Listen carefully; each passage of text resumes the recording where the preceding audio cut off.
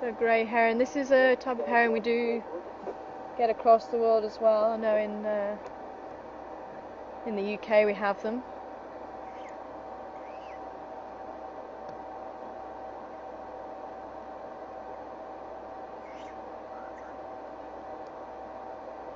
Yeah, it looks like a juvenile, this one.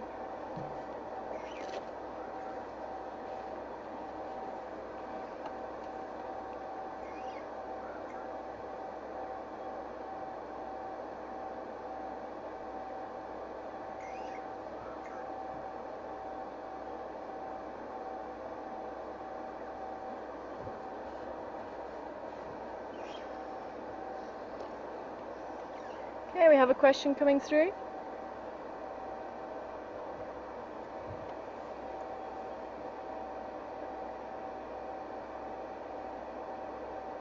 Sorry, just go again with the question.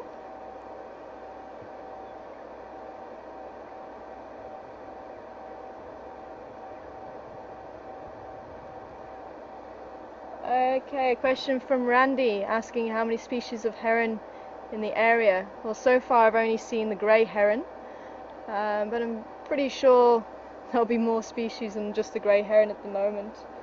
But that's all I've seen at the moment. Which other herons have you seen here? Greenback heron? The greenbacked? Yeah. Okay, just the greenbacked.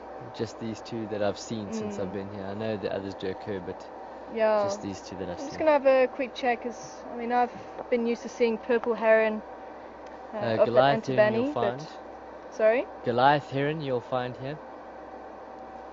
Okay, that's quite a large heron. It looks almost similar to the purple heron. But the size does help to give it away. Black-headed heron is supposed to occur here as well. Yep. And the purple heron is supposed to occur here. So...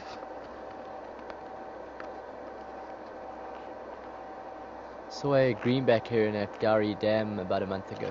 Well, that's nice. I think we might even get the squawker heron here as well. Let me just check. The dark-crowned night heron.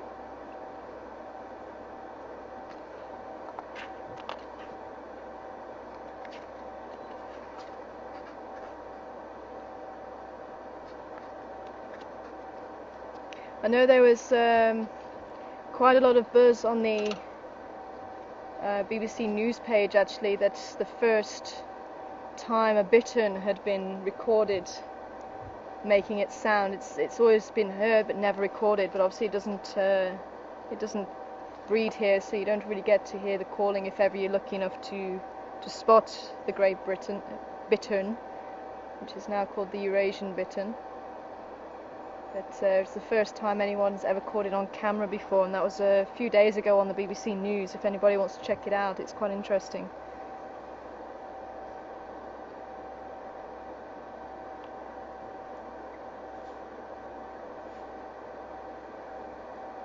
So there are supposed to be a few other species here, but as I say, as yet I've only seen the grey heron here. It'd be nice to see the green-backed heron as well. Actually, I think there's the water monitor there. Yeah.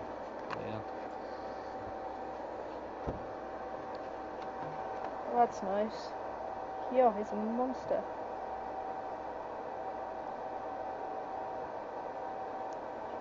He's trying to warm up from the soil that's on the side of the dam wall. Looking very much like a log. Yeah, he's huge. He's probably about a metre or so long, maybe a little bit more. Maybe about a metre, 30 centimetres, metre 20 centimetres.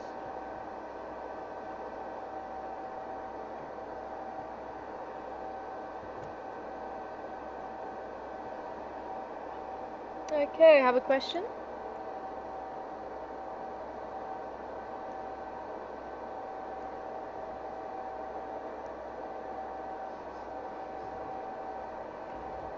Okay, thank you very much, Paul, for your question.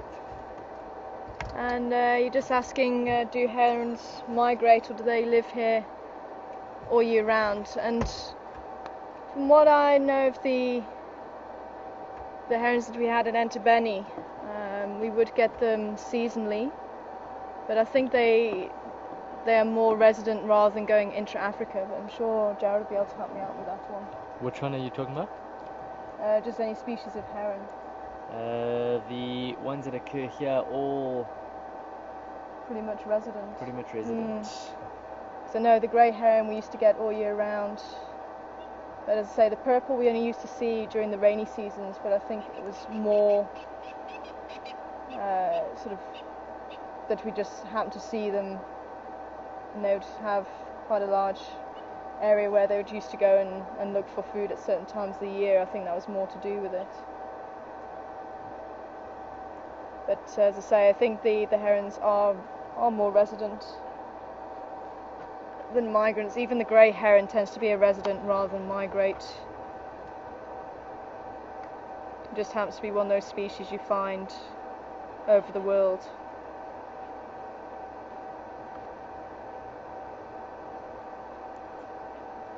But thanks for that one, Paul. I've never been asked that one before, actually.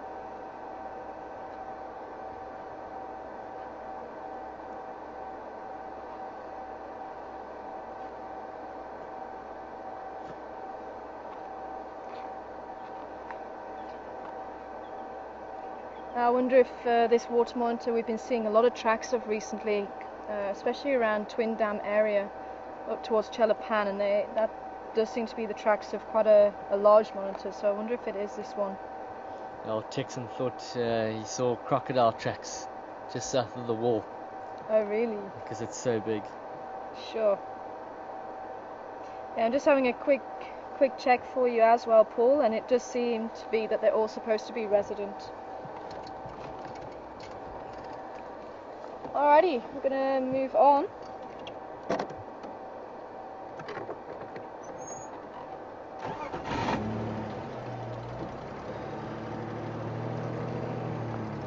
Okay, we have another question coming through.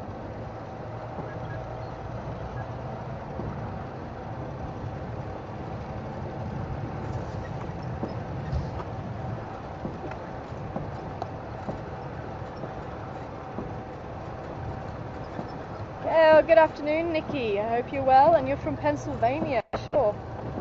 That's awesome. And you'd like to know, do leopards attack lions or vice versa? Nikki, the leopard tends to be quite a solitary cat, and you're looking at a cat around 60, 80 kilos, 80 for a very large male. Some of the females maybe even about 40 kilos. Whereas the lions, they tend to live in a pride. Females, you're looking at roughly around 100, 140, 160 kilos for a female. For a very large male, maybe about 200, 220 kilos. Let's say we had beasts that were on our property, the old reserve. The males were reaching up to about 260, 280, maybe even more. So there is a potential there for them to get quite large. And obviously they outsize leopard in a very large way. So a leopard and a lion, even a single lion, the leopard's really going to move away. They tend to climb the tree because obviously they're very good climbers.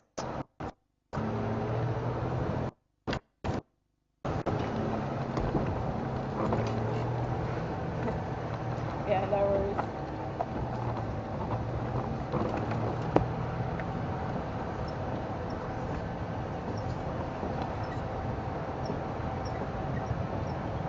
Alright. So just in answer to your question, if a leopard and a lion do come into contact with each other, a leopard's really, it's really going to be outweighed and probably outnumbered by lions, sorry. So the chances are it's not going to stick around.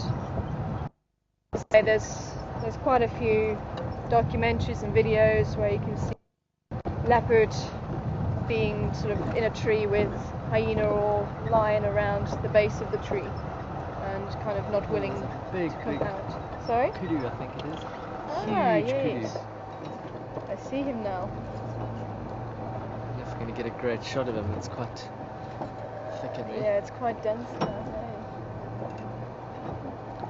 I can try and get it. Just reverse a little bit. Reverse a little bit. Sorry? Reverse a little bit. A little bit more. Yeah, just a tad. Go, go, go, go. Ah, don't move, kudu. Okay, stop. Just there. Oh, spotted. Wow, that's quite a huge kudu bull.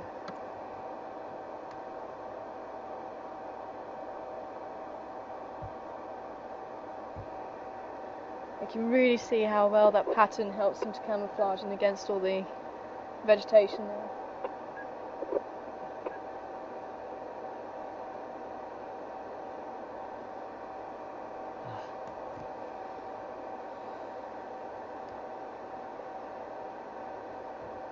And kudu bulls can be solitary, so it could be that there's no females around or other bulls. And this is one of the few antelope that don't hold a territory. The males will come down when the females, or move around when the females are in estrus and wanting to breed. And they'll fight between themselves. The most dominant one will find the female herd and stay with them for a few days, mate, and then leave again. He's in the middle of a bush, just that bush in the middle of the screen. Okay, he's Camera shy, here he comes. Yeah, he's huge. Yeah, it's big. Don't know if you can really see the skin underneath his neck there. And that silver line down his back. He's a very old bull. But he looks huge.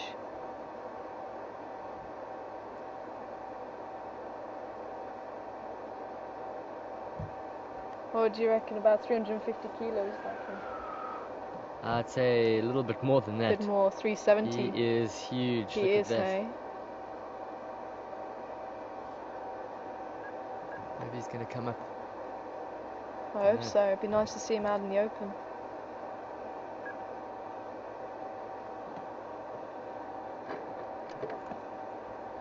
He didn't seem to be too worried about us.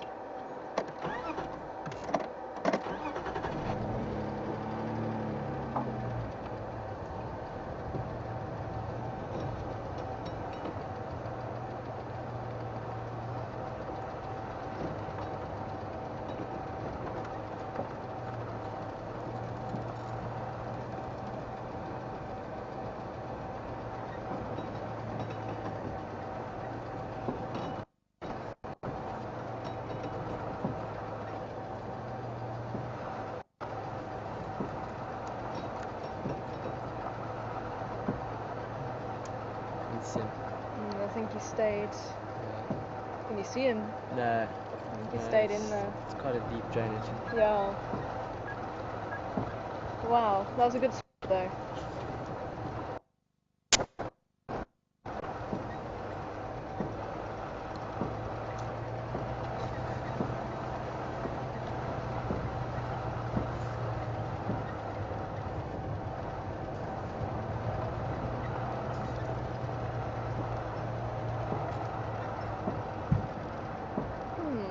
Just having a nice look around here in the drainage line again for any of Elephants. the... Oh, there we go, got the elephants. And there's me looking for the spotted ones. The leopard.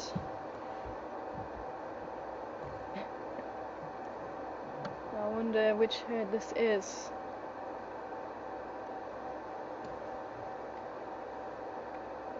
Do you still want to go with the question?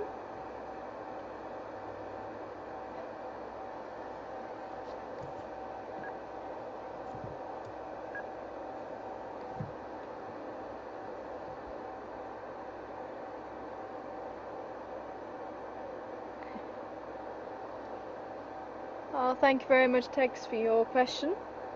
It was just coming through as we bumped into the elephants. And you're just asking, in the rainy season, what happens to the roads here. Well, as yet I'm not sure, because we came towards the end of the season, but I think with all this gravel around, I think they probably will stay in fairly good condition. There probably will be areas like the riverbeds where we'll have to be very careful about getting stuck, and there probably will be the odd one or two areas where we did experience some damage to the roads, where the puddles do form and the muddy areas, which we probably will have to avoid in the very, very heavy rains. And it's more because of the damage to the roads. And there will be the odd area, if it's anything like Entebeni, where you will get stuck. But as yet, I've not experienced which roads really get too bad at the moment. I'm just going to pull forward a little bit and just see if we can see this elephant herd again.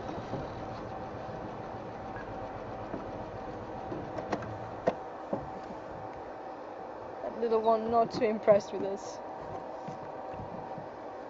Stations, I've got a Slambia and Dlavu Junction, Twin Dam and Mumba Road.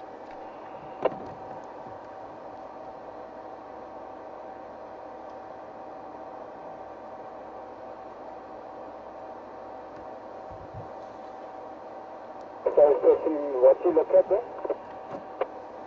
I've got a Slambia and Dlavu. Okay, so thanks. We're about a number 5. Junction with Twin Dam. Okay, so we've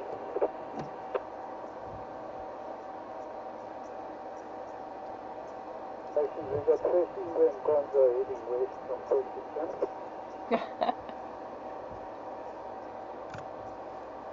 Wherever I'm moving, they're moving away. I'm just going to see which direction they're moving in. I think they're going to cross the road in front of us there. So I'm just going to pull back. We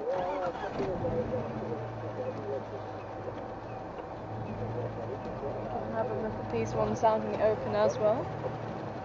So, for those of you who are just joining us, and as I was saying, this is live, we don't know what's going to happen. It just goes to show, driving along, there's no elephant tracks here. And we bump into this wonderful herd of elephants. So we're just going to see if we can see the rest of the herd. And someone's just picked up some fresh leopard tracks going west from Buffelshoek Dam. So our instinct's being right this afternoon to try and move that way. Wow, that's a big elephant in front of us. Should have seen the elephant we had this morning. He was huge. Was he? 3.5 meter shoulder height. Yeah. He was massive. Now, something I was reading today is you can kind of get an idea for the height of an elephant from its back foot of its track. Males are supposed to be 5.8 times larger and females 5.5 times larger from the length of their back track. So it'd be quite interesting to try and test it out. But I ain't gonna get out now and measure.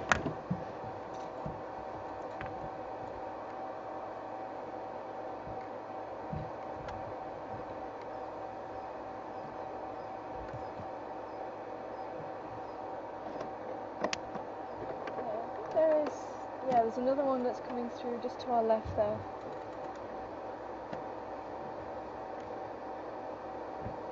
Taking a time, or his time, I'm not too sure if it's a male or female. But it could be one of the small families. And what tends to happen in an elephant herd is they're made up of small family groups. So you have obviously the relatives, the mothers, the calves, aunties, and they will make a larger group.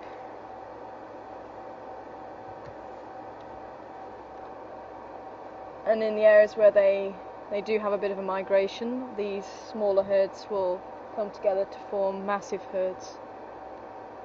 Tends to happen more up in the north.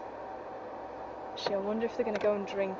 There's a little spot here that I found with Mark a few weeks ago, and they will literally wait to fill their trunk and it's only one elephant at a time, and it looks like they're making their way that side, and especially if it's the matriarch, they will have to wait until it's finished drinking, and it can take many minutes for her to fill her trunk. And we sat there for a good an hour once, just watching this one female, and I think she probably emptied her trunk about 5 times in that hour. But it's a bit further along from here, I think.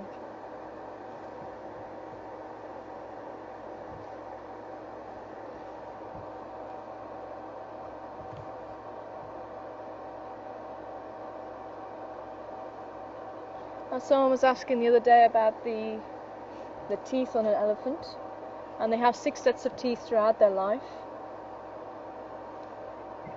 And the first one's erupting pretty much after birth, and those teeth are kind of like the milk teeth in humans. And after their first year, their second set of teeth erupt. And then after about the 4th year, the 3rd set.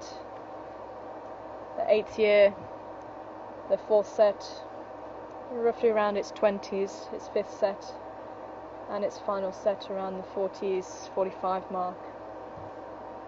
And they don't move, or they don't grow like ours. Ours grow from the bottom of our jaw up, like in most animals. Theirs move from the back of the mouth to the front, almost like a conveyor belt.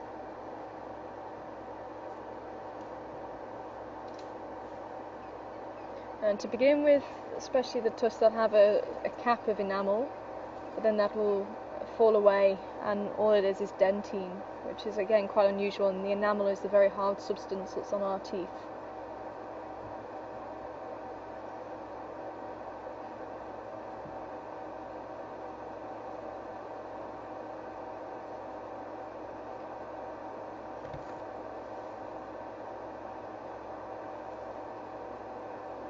And again, that's possibly where elephant graveyards come from.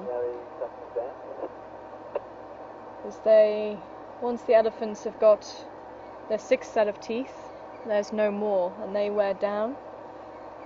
And you'll find the older animals going to where the softer vegetation is, which is next to the rivers.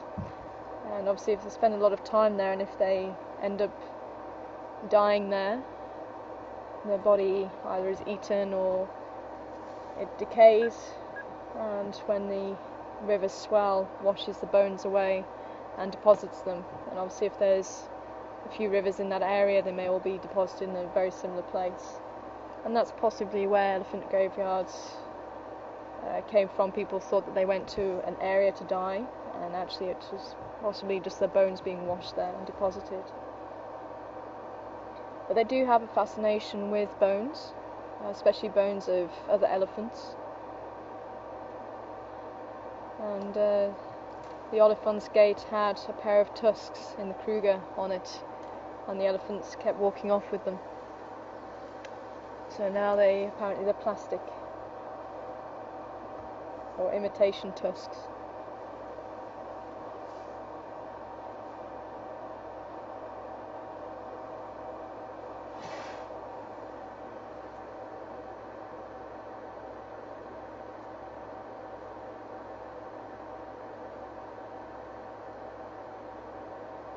We've got quite a large elephant behind us. I'm just waiting to see if she's going to come in.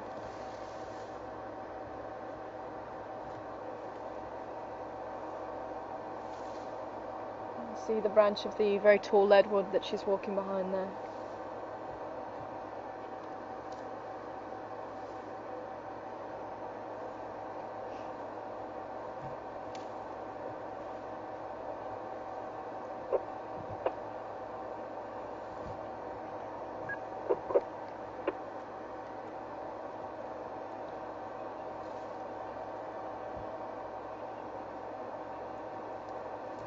It's nice to see this herd's fairly relaxed around us. I'm sure some of you watched the other day where we had a herd who wasn't too relaxed, and unfortunately one of the females did tell us how unrelaxed she was. Obviously it's not the behaviour we look for all the time, but it's also quite nice to show what they are capable of,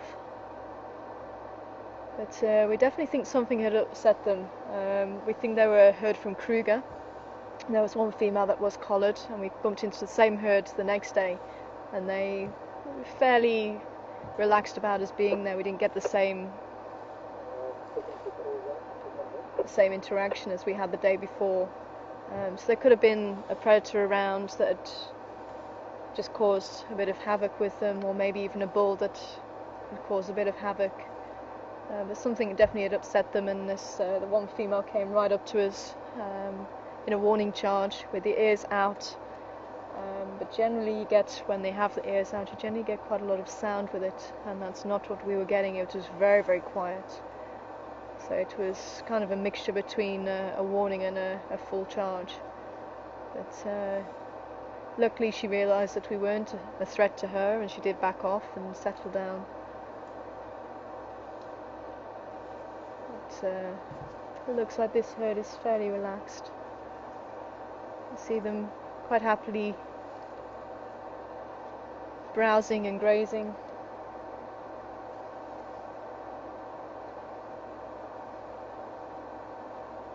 Now, if there's any viewers that can help me out, because again I've found different values for the trunks. I've heard that there's actually 6 muscles in the trunk divided into 10,000 units. I've heard there's about 150,000 muscles in the trunk. So everyone seems to have a different value. So if any of the viewers watching could maybe have a look for me and see if there's any values that may match those, that might be giving us a fairly true value. But however many it is, there's a lot in there, and it obviously gives them the ability to use it just like a finger. They can pick off an individual leaf, a single blade of grass, or they can pull full large branches down, with it being incredibly strong as well.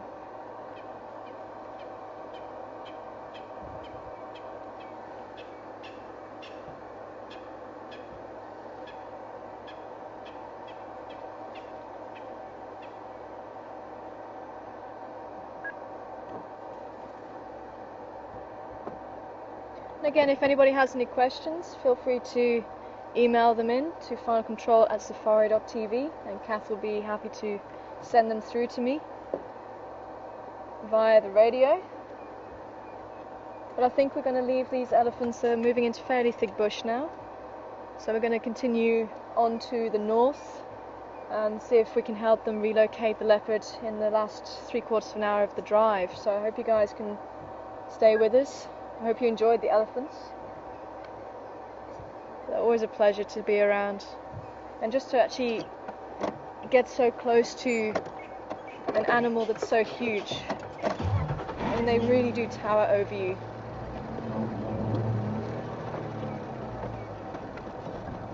You're looking at an animal that's 4 to 6 tons, and yet you can see they sometimes get a bit of a bad press. But you can see they're actually a fairly relaxed animal, one of the gentle giants of nature. As I say, with the charge that we had the other day, it's always humbling, and it's always sort of nice to reiterate what they are capable of if you aren't careful about how you approach them or what you're doing, or, as I say, if there's anything that's upset them in the area. It's always very, very humbling.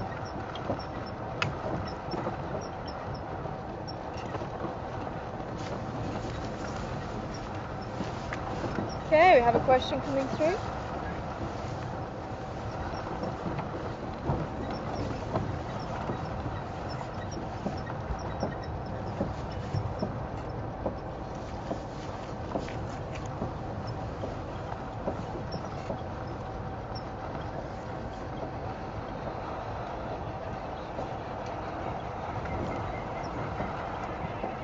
Okay, thank you very much, Alan, for your question.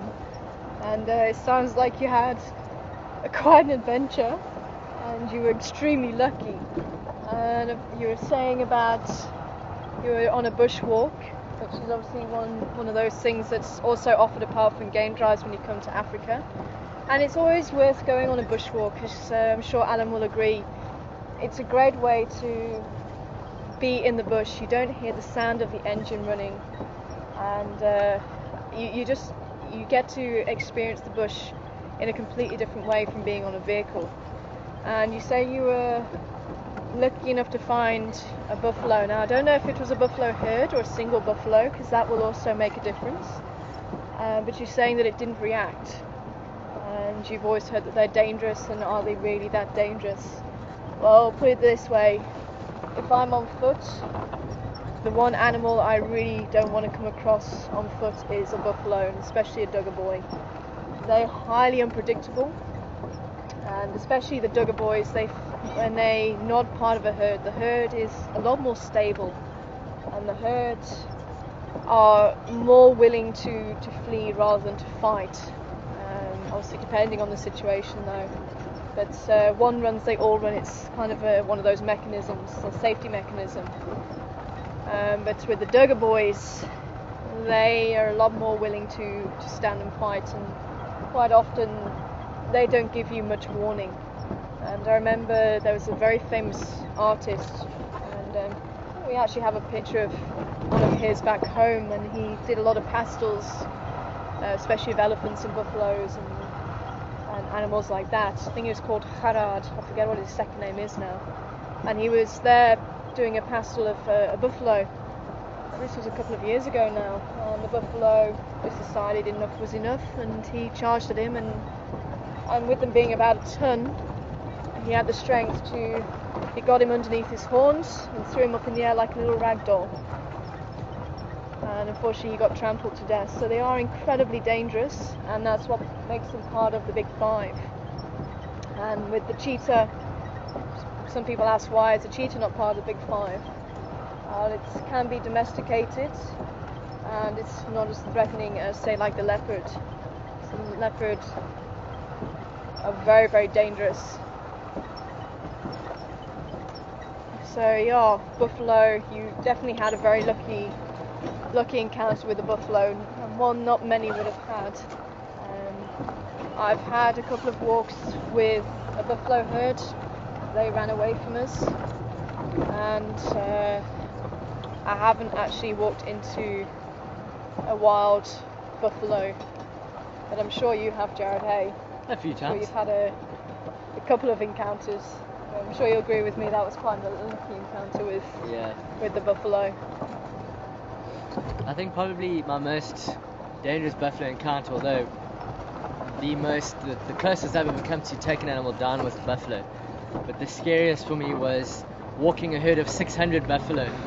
And they had split into two, and we were following the tracks, and we'd found ourselves in the middle of 300 buffalo in front and 300 buffalo behind us. That was probably my most nerve-wracking moments on foot, having to get out of there. Especially when you have, obviously you've always got to start somewhere as a guide, and even your first encounter with a buffalo or even a lion or an elephant, your first encounters, you've always got that in the back of your mind that this is it, this is obviously what you've been trained to do, but that safety person who's there to say, yes, do this, no, do that, no, do the other, is not there anymore, and you're there with guests, and as I say, you've done your training, you've done your sort of shadowing, so you've seen how other people handle the situations, but again, it's your time, it's your day to have your experiences, and especially when you're walking and it's your first time by yourself, hopefully you've had enough training to be able to deal with that sort of situation, but it's always this is it, this is my time.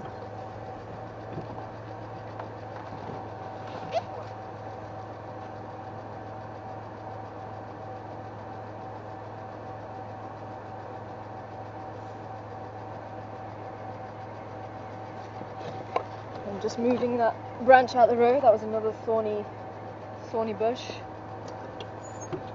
But as I say, you're always thinking in the back of your mind, every every situation is different.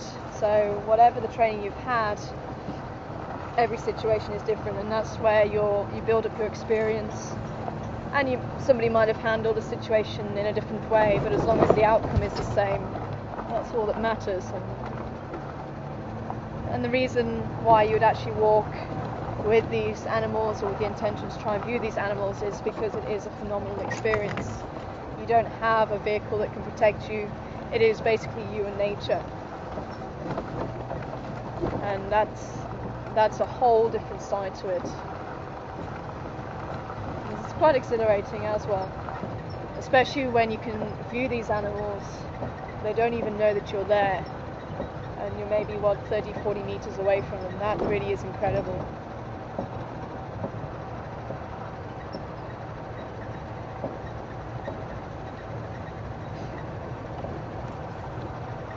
Alright, we have a couple of questions coming through.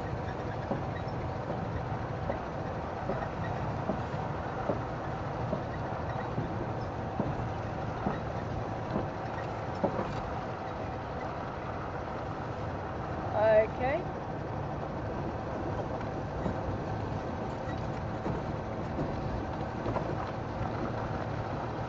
Okay, so a couple of questions coming through. The first one with Jack, you're saying there's a bit of a consensus saying about 40,000 mussels, and that's the lowest out of all the values. So again, it's different.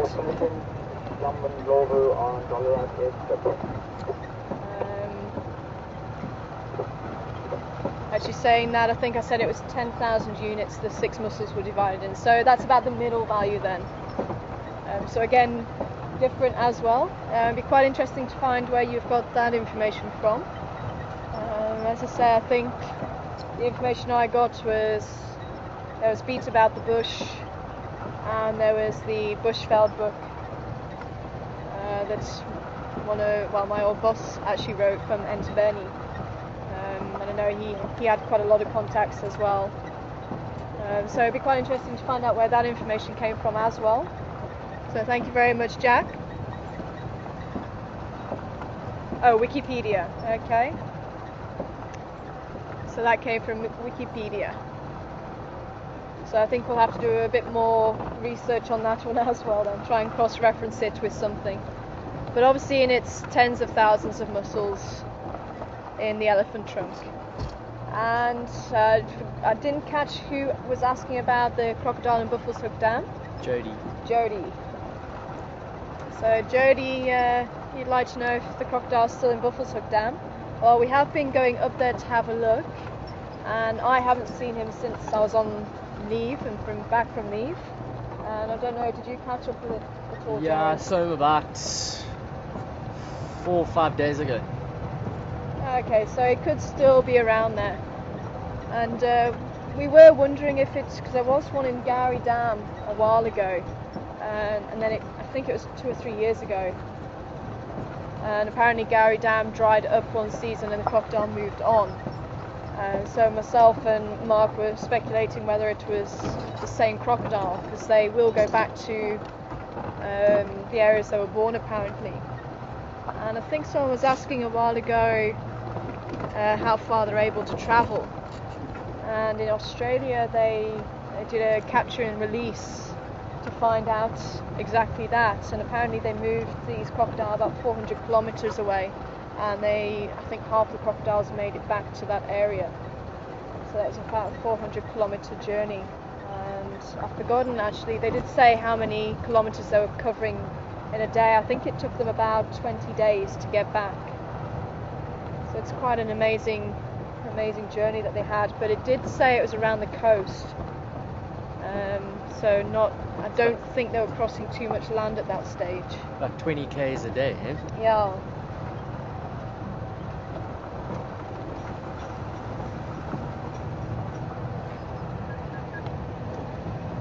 Andrew talk?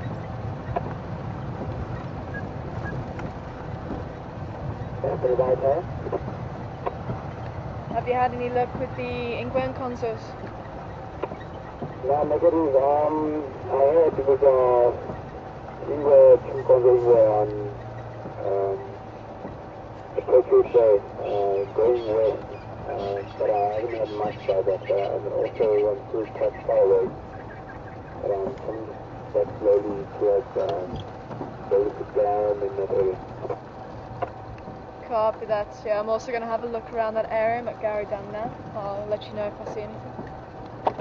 Yeah, but I That's think what you we're saying from Frederick Camp in terms of picking the road heading west, maybe Chillicut Line, Number Road, Central Road, somewhere there. Copy, thank you. I'll have a quick look at the Nyala Ball while we're here.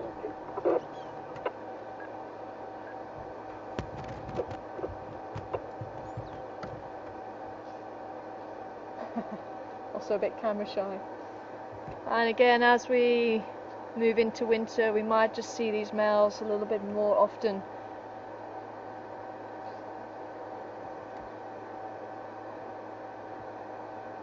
Obviously being very, very different from the females, being brown with white stripes and being a lot smaller than the males.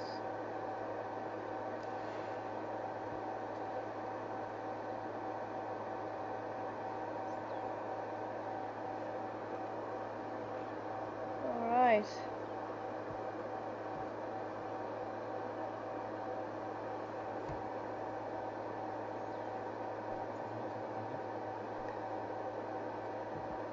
Alright, so, we've got the hippos playing down in the water, displaying the teeth.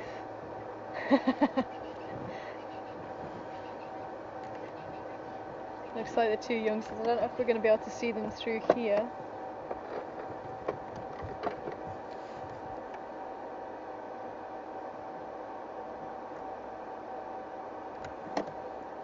Just going to see if we'll move forward slightly.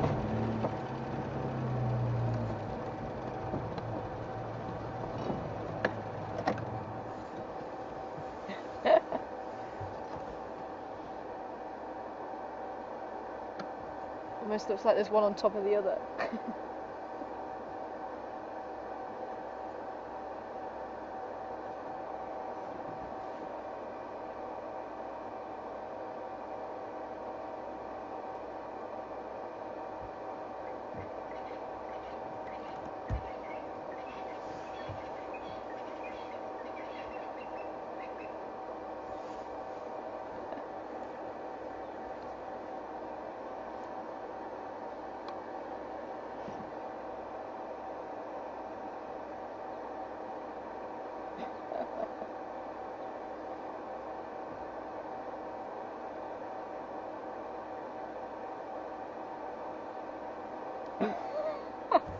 It's like one's rolling over.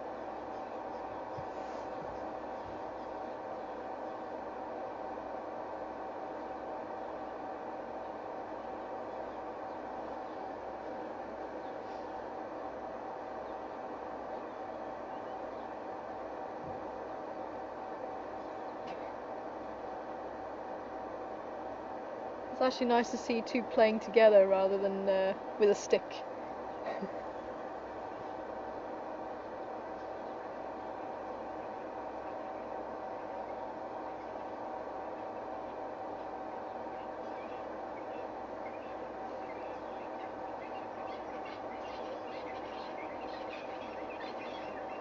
Yeah, that's fine. If it's a little bit brighter than ours, and I think we're gonna just use the dam camera just to try and get a better picture for you.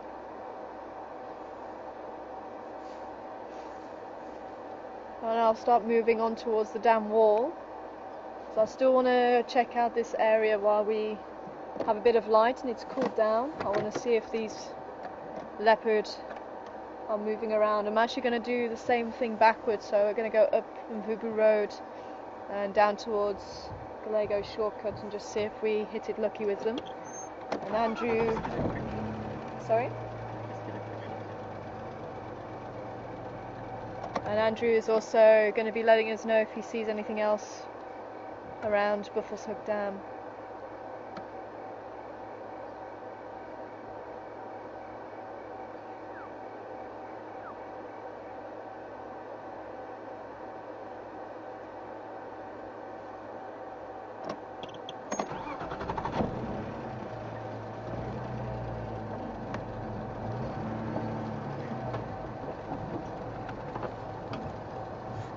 It's always great just watching animals playing. Not a care in the world. It's brilliant.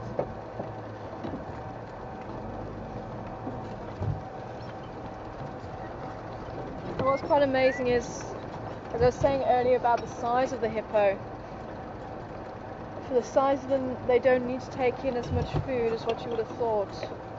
And that's basically because of their metabolism being very, very low. I was reading the other day that when they go into the water and they're resting, I think their heart rate drops to about 20 beats a minute.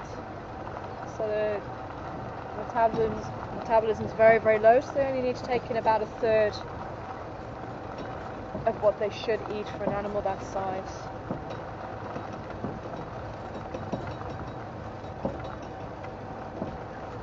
I think it's roughly around 30 kilos of food a day that they'll eat, if I can remember rightly. Oh, that's nice.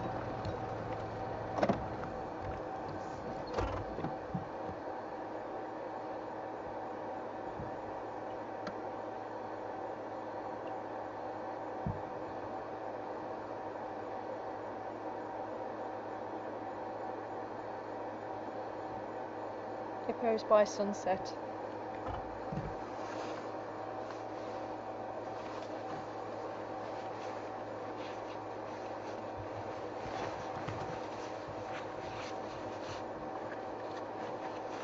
Okay, we've got some questions coming through.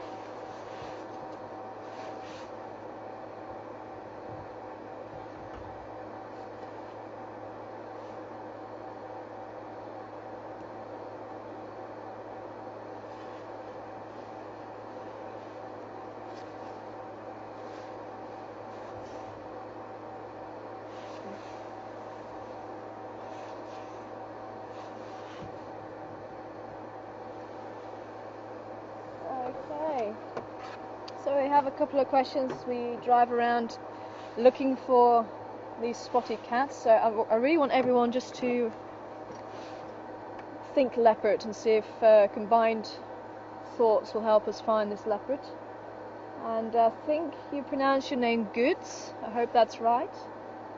And you'd like to know, do leopards and lions and other big cats see us as part of the vehicle? I think that's what you were asking, rather than food. Or why do they? And basically, these cats have enough food, and they know what they're used to. Even though humans potentially could be a prey source, if you're on foot as well, you can intimidate a lion or a leopard, and they're more likely to move away from you.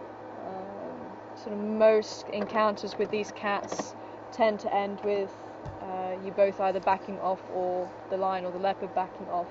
On occasion you do hear about people sort of being very badly injured or killed, but again it does depend on what they've done. If they've shot the animal and not killed it, then you're going to have a big problem with an injured animal on your hands. So 9 times out of 10 you're going to have the animals moving away from you. In a vehicle, they see you as part of the vehicle for sure, and it's like a herd mentality, if you like. And especially when you have guests, you do ask the guests to remain seated, especially when viewing these animals, just to keep the outline the same. And I have seen a reaction from the lions. If anybody has stood up before, the lions do react, and they kind of single you out, either charging at the vehicle or just a look. And they would tell me someone was standing up, and when I turn around and the guests were all sat back down again, you say, did anyone stand up? And they go, no, but the animal definitely told me that they had. And you say, when I did turn around quick enough, I could see that the person was standing, and I obviously had to explain to them again to sit down, just to keep the animal calm and relaxed.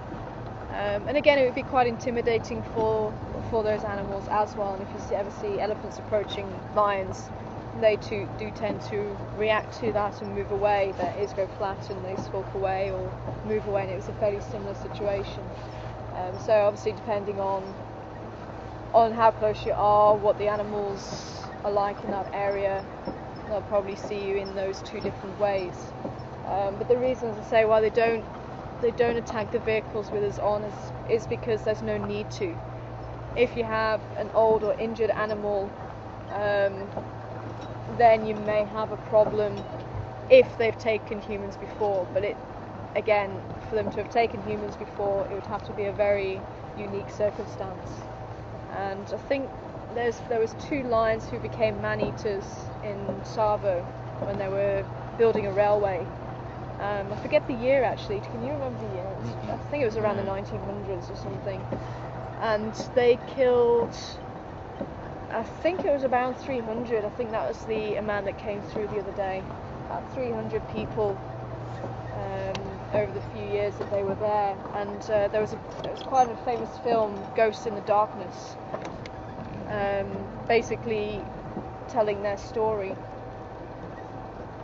And for some reason they turned to killing humans and they became very good at it. But only one of the brothers actually ate humans regularly.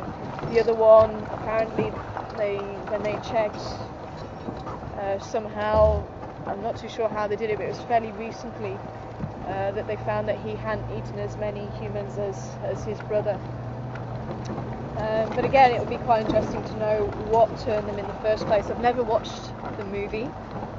It could have been that there was lack of prey in the area and the humans were working without sort of taking precautions, and they just became an easy source of prey.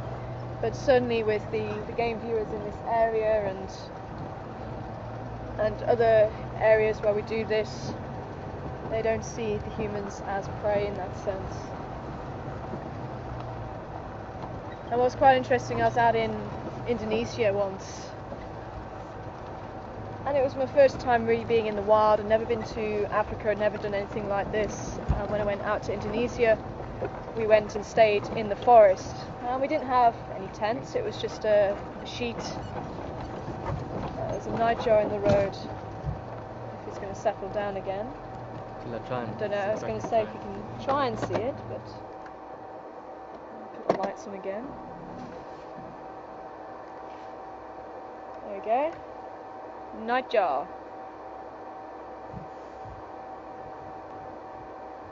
I'm just trying to remember which one I've heard recently. I can see this one in the monitor, which one it is. Okay. Do you want to let me know then? There's the fiery necked. The fiery necked. You can see an orange band on his... Oh. Keep the light on. Sorry, moving the light. Okay, I'm not seeing the orange band, but I'll take your word for it. Yeah, I can see it in here. If you look I'm looking in the screen on the... Yeah, I can see it. Yeah, that's the one I have been hearing still at the moment. I have heard the freckled nightjar here. They're going bow wow, bow wow. And we used to get the Rufus cheeked nightjar up in Entebbe. Almost sounding like it's starting up a little motorbike or something. We're going doo doo doo doo. Very similar to the Mozambican or square-tailed nightjar. That one I don't know. Very I didn't get that one.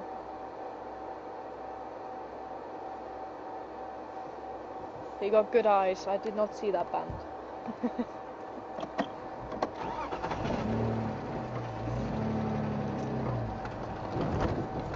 So yeah, as I say, we were sat there in the jungle with the sheet above us, and I'm sleeping on the outside of this line of people, and I'm getting a little bit worried because I'm thinking, well, what if a tiger comes along and takes me?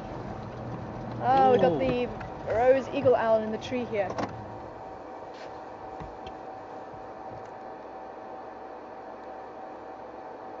Nice. Oh, I wonder where your partner is. He's certainly looking at something.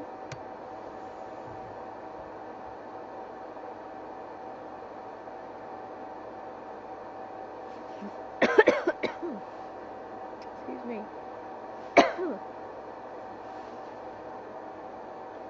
Now, I know it looks like it's twisting its head all the way around, but it's actually not. It can't go 360 degrees all the way around. It has to obviously just go to that point around the back, and then he has to turn his head all the way around if he wants to look on the other side.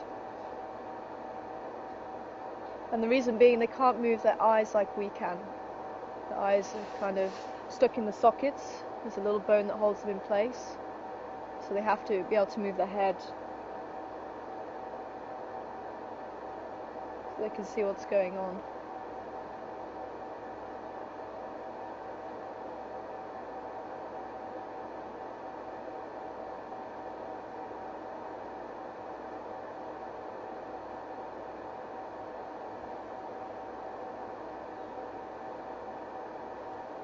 Used to be called the giant eagle owl, but with the name changes it's the Verreaux's, or the Verreaux's eagle owl.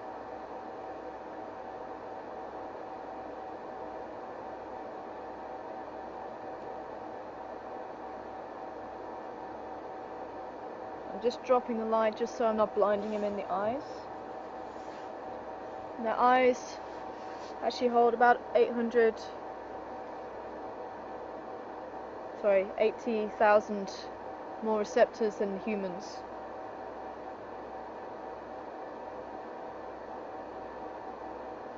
In their eyes, so you don't really want to be shining in their eyes too much.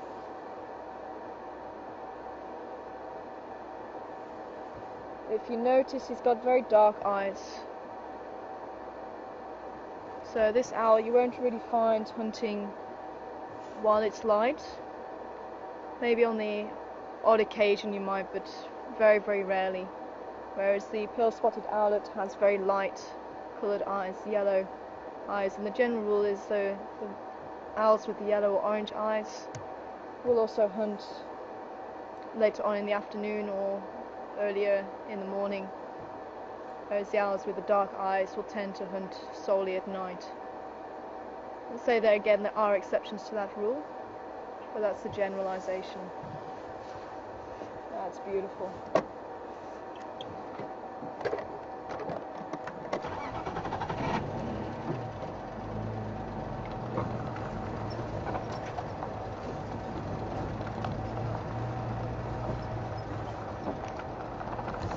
Okay, we have a question coming through.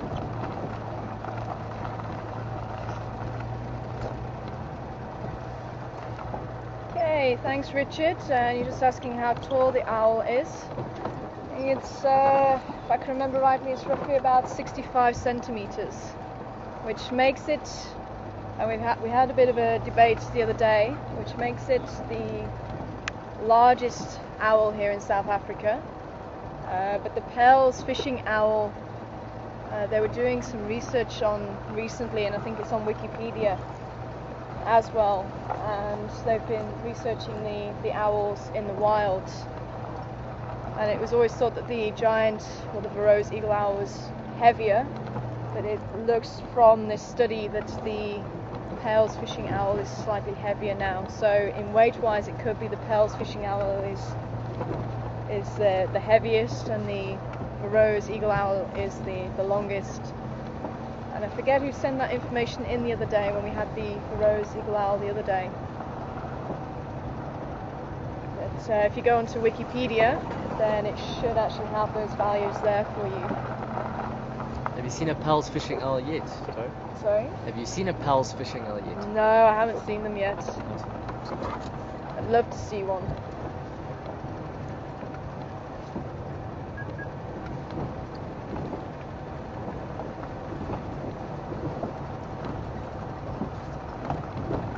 So just to finish off my story with the tigers in Indonesia, obviously I didn't get eaten, and the reason being, one of the guys said to me, well, if a tiger's got the choice between something it likes and something it doesn't like, i.e. human or say a pig, it's going to choose the pig rather than you. And it kind of made sense to me. I think it's a similar sort of thing with the cats out here. So for those of you who are still with us, I'm still hoping that we bump into the leopards. They have been around here today, and I'm hoping that we're going to move out and about, and we're on Ububu Road at the moment. So I'm going to try and make it round towards Gallego Shortcut and out that side.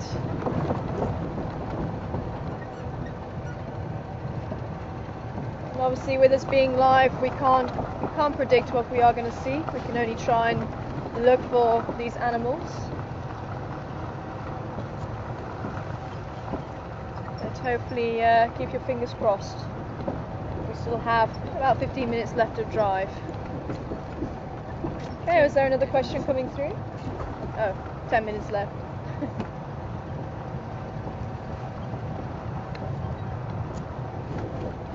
Okay, thank you very much, Paul. Just asking how large the reserve is. Well, the area that we traverse is about 1,000 hectares, and that falls within the Sabi Sands, and in particular Juma Game Reserve. And Sabi Sands is about 65,000 hectares. And there's no fences between us and Kruger. We lie just around the southwest of Kruger. And together with Kruger, we actually have about 2.7 million hectares. So the animals can and do move through between Sabi and Kruger, and you kind of get mini migrations depending on the seasons. And also you have your resident animals that do stick around throughout the year. So as we're going into winter, as I say, we hope to see a lot more Nyala. We've been seeing a lot more giraffe recently, hopefully more zebra, maybe even the wild dogs might make an appearance, possibly cheetah this time of year as well, from what we've heard from the other guides. So it'd be quite interesting to see if they do come through. And obviously we're getting to the stage where Karula, who's had the two male leopard, who are about 17 months old now, they getting to that age where they should start thinking about moving off and finding their own territory, and also where Karula might come into season again, so we might be seeing some activity from her signaling to males that she's ready to receive a mate again, and maybe even getting a chance to see leopards mating, which would be really awesome. I'm really looking forward to trying and seeing that. And it could be that's why we're not seeing Karula too much at the moment. Maybe she's already signaling to the males in the area. We might see her sort of patrolling the boundary a lot more, putting out a scent.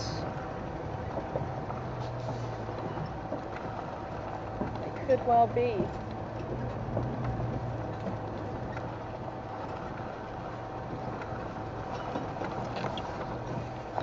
This is the cameraman's least favourite road. I think so. Okay, let me go into low range. Just to give it a little bit more stability.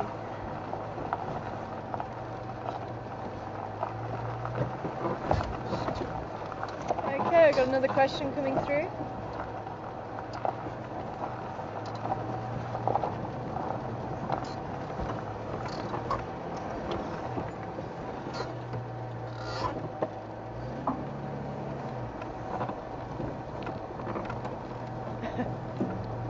Okay, thank you very much, Sam, for your question.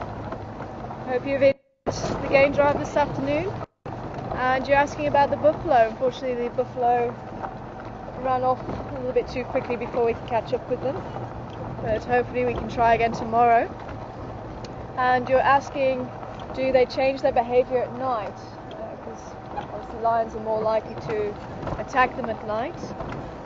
From what I've seen, they don't really change too much. Most animals actually become a lot less skittish at night because they have the cover of darkness, and it's only when you put the spotlight on them do they become a little bit wary.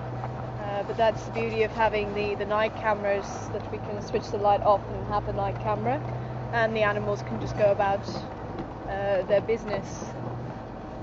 And you certainly see a difference with the elephants with the spotlight. But with the buffalo, it doesn't really make a difference. Obviously, with it being cooler, they're going to be moving around a lot more. Obviously in the summer, because it's going to be very, very hot during the day, and the buffalo will go and wallow in mud, try and find a nice sheltered spot to chew the cud, and at night they'll graze a bit more than during the day, and later on in the afternoon or early morning when it's still cool. In winter, again, it's going to be slightly different because obviously it's going to be a lot colder in the winter, so they'll probably try and find a warmer spot to shelter, and use maybe more of the day to look for food.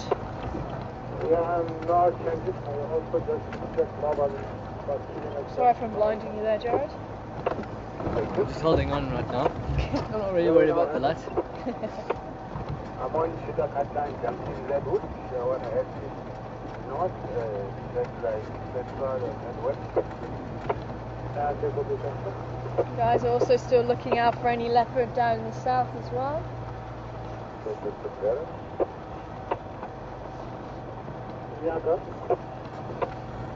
I still think there's the boys around here. I still think. I think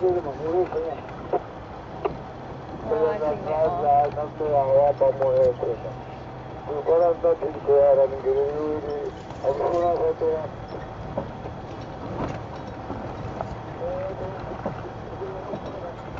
As long as there's no holes in the road, Jared, then you should be fine. As long as there's no holes? In the road. Yeah.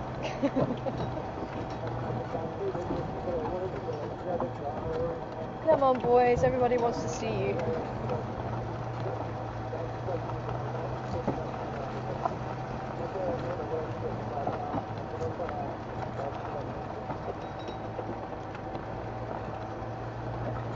Say sea Karula as well would be nice.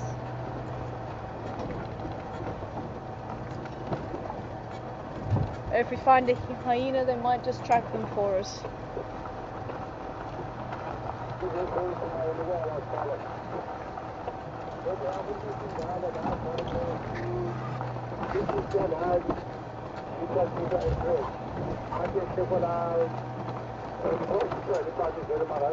We're in the drainage line again, just having a quick look through here. You can definitely feel the temperature drop as well.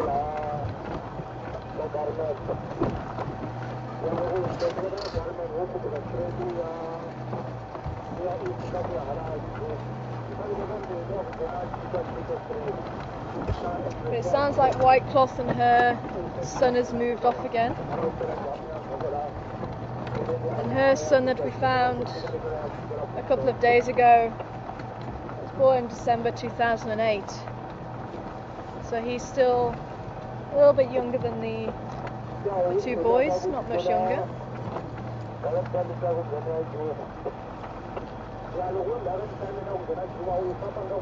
Does look like we are going to have to go down here.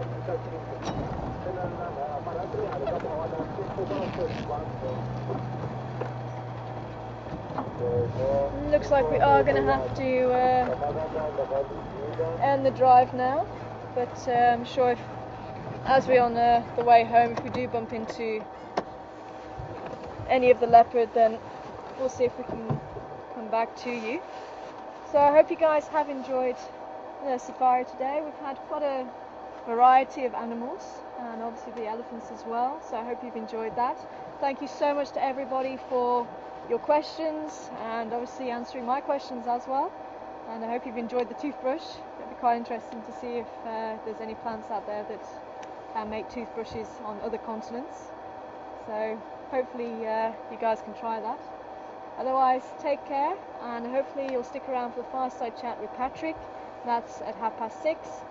From myself and the rest of the crew from Safari TV, I'll say goodnight and stay well until the next time. Goodbye.